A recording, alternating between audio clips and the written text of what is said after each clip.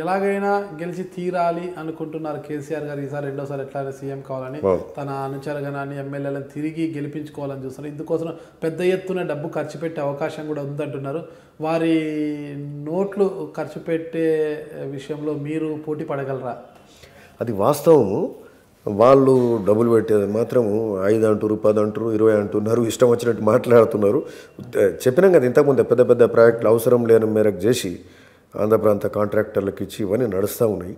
కాబట్టి అవన్నీ వాస్తవమే, అవన్నీ చేస్తున్నారు. ఆల్రెడీ నియోజకవర్గ ప్రజలు నోటును కాకోకుండా మీలాంటి పనిచేసే నాయకులకు ఖచ్చితంగా అవకాశం కల్పిస్తారని మీరు నమ్ముతున్నారా? అంటే ఇందులో కొంత తప్పు మాది కూడా ఉందండి. అంటే in the sense we should have exposed ఎమ్మెల్యేను శేఖర్ రెడ్డిని ఎక్స్పోజ్ కొంచెం ముందు చేయాల్సిన అవసరం ఉండే. కొంత ఆలస్యంగా చేసినాం. ఈ 2-3 నెలలకెళ్ళే మేము మాట్లాడుతున్నాం. అంటే వాస్తవం ఇప్పుడు ఎందుకంటే యాజ్ సచ్ మేము కొంత సాఫ్ట్గా ఉంటాము, అవతలలో అలాంటే ఇబ్బంది పడతాం. కానీ ఈరోజు అనక్క తప్పుతలేదు. ఎందుకంటే ప్రజల కోసము సమస్యల మీద మాట్లాడాలి. లేకపోతే మళ్ళీ అలాంటి నాయకత్వం వచ్చి అలాంటి ఎమ్మెల్యేలు వచ్చి ఏం మాట్లాడినోడు, మళ్ళీ నేను నీళ్ళు ఇస్తా, అన్నం పెడతా, చెత్త బుట్టలు ఇస్తా, అన్నం అందరికీ శాతనవుతుంది, అందరికీ ఉంది. మేము మనకు మన పైసలు ఉన్నాయి, మన డబ్బులు ఉన్నాయి, ధనిక రాష్ట్రం, మన కాలువలు కావాలి, మనకి ఇవి కావాలి, మన వసతులు కావాలి. ఎవరికి వాళ్ళం మోటార్ సైకిల్ కొంటాం, కార్లు కొంటాం. ఆ విధంగా మన రైతులు ఎదగాలి, మన పిల్లలు ఎదగాలి, మనకు ఉద్యోగాలు రావాలి, మనకి ఇల్లు కావాలి. ఒక ఇల్లు కట్టారు, ఒక ఉద్యోగం ఇయ్యారు, ఏది చేయకుండా ముఖ్యమంత్రి అట్లుంటాడు. నువ్వేమో ఇక్కడ ఆఖరికి మహిళా సంఘాలు ఇచ్చారు, నువ్వేమో ఏది మాట్లాడవు, స్థానిక సమస్యల మీద ఏది చేయలేవు. సో వీ వాంట్ ఇక్కడ అడిగే నాయకుడు ఉండాలి, ఇక్కడ లోకల్లో కొట్లాడి సాధించే నాయకత్వం ఇక్కడ స్థానికంగా ఉండాలి. అలాంటి నాయకుడిని ప్రజలు తప్పకుండా ఆదరిస్తారు అనుకుంటున్నాం. అట్లే మాకు స్పందించే ప్రభుత్వం కాంగ్రెస్ ప్రభుత్వం రాష్ట్రంలో కూడా ఉంటుందని తప్పక మేము ఆశిస్తున్నాం. డిసెంబర్లో ఇక ఎన్నికలు రానున్నాయి. ఇక అంతా కూడా నెల రోజుల కాల వ్యవధి ఉంది మీకు. ఈ ఎన్నికల్ని పురస్కరించుకొని మీరు మీ భువనగిరి నియోజకవర్గ ప్రజలకు ఎలాంటి సందేశం ఇస్తారు? అంటే ఈరోజు ఒకటే విషయం, మా భువనగిరి నియోజకవర్గ ప్రజలకు ఈరోజు తెలంగాణ ఇచ్చింది సోనియమ్మ, తెలంగాణ ఇచ్చింది కాంగ్రెస్ పార్టీ. ఈరోజు మరి నాడు ఉమ్మడి రాష్ట్రంలో వివక్షకు గురైనాం మనం. ఈ రాష్ట్రంలో ఉమ్మడి ఆంధ్రప్రదేశ్లో ఈరోజు తెలంగాణ వచ్చినాక మరి ఈరోజు ఆ వివక్షకు గురైన అప్పటి పరిస్థితుల కంటే ఈరోజు ఇంకా ఇబ్బందికర పరిస్థితులే ఉన్నాయి.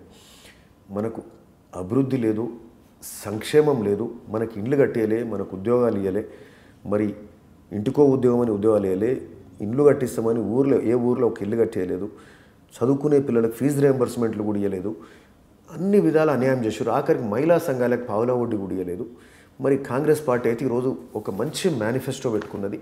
మహిళా సంఘాలకు 10 లక్షల రూపాయలు మిత్తి లేకుండా అలా ₹1,00,000 ఉచితం, రైతులకు ₹2,00,000 రుణమాఫీ ఉన్నది. మరి ఒకే దఫా వాళ్ళు చేసినట్టు 4 దఫాలు కాకుండా మరి అట్లనే చదువుకునే పిల్లలకు ఫీజు రియంబర్స్మెంటు, అంతేకాకుండా 2 లక్షల ఉద్యోగాలు, 1,00,000 ప్రభుత్వ ఉద్యోగాలు, 1,00,000 ప్రైవేట్ ఉద్యోగాలు ఇచ్చే కార్యక్రమం చేస్తున్నాం. ఇవే కాకుండా స్థానికమైన మేనిఫెస్టో ద్వారా మన కాలువలు, సాగునీరు కాలువలు కానీ, మన నిమ్స్ హాస్పిటల్ ఇప్పుడు ఎయిమ్స్ అయింది, దాన్ని త్వరగా కంప్లీట్ చేసుకోవడం. నెంబర్ 2 సాగునీరు కాలువలు, బునియాది కాని కాలువ, ధర్మారెడ్డి, పిలాయిపల్లి, బొల్లపల్లి కాలువలు చేసుకోవడం, మూసి ప్రక్షాళన చేయడం. ఇటువంటి అన్ని సమస్యలను స్థానిక మేనిఫెస్టో పెడుతూ ఇవన్నీ సాధించుకుందాం. మనకు ఇక్కడ పిలిస్తే పలికే నాయకత్వం కావాలి. మీ సమస్యల కోసం మీతో కలిసి పోరాడే నాయకుడు ఉండాలి, మీతో మమేకమై ప్రేమపడే నాయకుడు ఉండాలి. మీకోసం పోరాడి మీ సమస్యల మీద పరిష్కరించి అక్కడ ప్రభుత్వాన్ని అడిగి బతిలాడో బుదగరిచ్చో మరి అక్కడి నుంచి నిధులు తీసుకొచ్చి ఈ ధనిక రాష్ట్రమైన తెలంగాణలో అలాంటి నాయకత్వం ఇక్కడ భువనగిరిలో అలాంటి నాయకుని ఇక్కడ మీరు ఎన్నుకోవాల్సిన అవసరం ఉంది. మరి అలాంటి ప్రభుత్వం కాంగ్రెస్ ప్రభుత్వం కూడా అక్కడి నుంచి ఆ విధమైన స్పందన ఉంటుంది. ఈరోజు అంటే ముందుగా చెప్పినట్టు ఉమ్మడి రాష్ట్రంలో వివక్షకు గురైనం, అందుకని సోనియమ్మ తెలంగాణ ఇచ్చింది. బట్ ఇచ్చిన తెలంగాణలో ఈరోజు అన్ని వర్గాలను కేసీఆర్ మోసం చేశాడు. కాబట్టి మోసం చేసిన కేసీఆర్ను ఇంటికి పంపాలి, గద్దె దించాలి. ఒక ప్రజాస్వామ్య వ్యవస్థ మీద ఏమాత్రం గౌరవం లేదు. ప్రతి ఒక్కరిని, ప్రతి వర్గాన్ని అవమానపరిచిండు. మందకృష్ణను అరెస్ట్ చేసిండు, కోదండరాం సార్ దీక్ష చేస్తుంటే అరెస్ట్ చేస్తున్నాడు. మరి అన్ని వర్గాల వాళ్ళను, ఆఖరికి జగ్గారెడ్డి రేప్ మీటింగ్ అనగా 15 ఏళ్ల కింద కేసు తీసి ఆయనను అరెస్ట్ చేస్తుండు. ధర్నా చౌక్ ధర్నాలు తెలిపే హక్కు కూడా ప్రజలకు లేకుండా చేసి ఆ ధర్నా చౌక్ను కూడా తీసేసిండు. అంటే ఇలాంటి అప్రజాస్వామిక పాలన చేసే ముఖ్యమంత్రిని గద్దెదించాల్సిన అవసరం ప్రతి ఒక్కరి మీద ఉంది, ప్రతి పౌరుడి మీద ఉంది.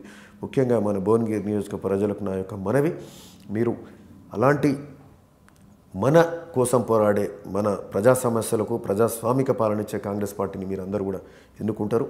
మరి ఎన్నుకోవాలని కోరుతూ ఇక్కడి నుంచి కూడా మరి కాంగ్రెస్ అభ్యర్థిని ఎమ్మెల్యేగా గెలిపించాల్సిందిగా నేను కోరుతా ఉన్నాను. మీరు చూస్తున్నారు ఐ డ్రీమ్ న్యూస్ని. మీరు చూస్తున్నది ఐ డ్రీమ్ న్యూస్. అంటే కళలని నిజం చేస్తూ ప్రజలకి నిజాలని కళల ద్వారా తీసుకొచ్చే ఐ డ్రీమ్కి మై బెస్ట్ విషెస్. మీరు చూస్తున్నది I dream news.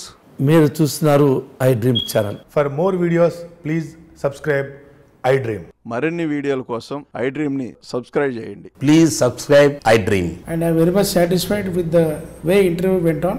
Kindly subscribe to I Dream. For more videos, subscribe to iDream. And loads of fun entertainment and content. Do watch